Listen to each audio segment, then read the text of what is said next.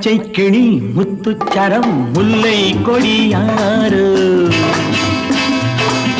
பச்சை கிளி முத்துச்சரம் முல்லை கொடியாறு பாவை என்னும் பேரில் வரும் தேவன் மகள் நீ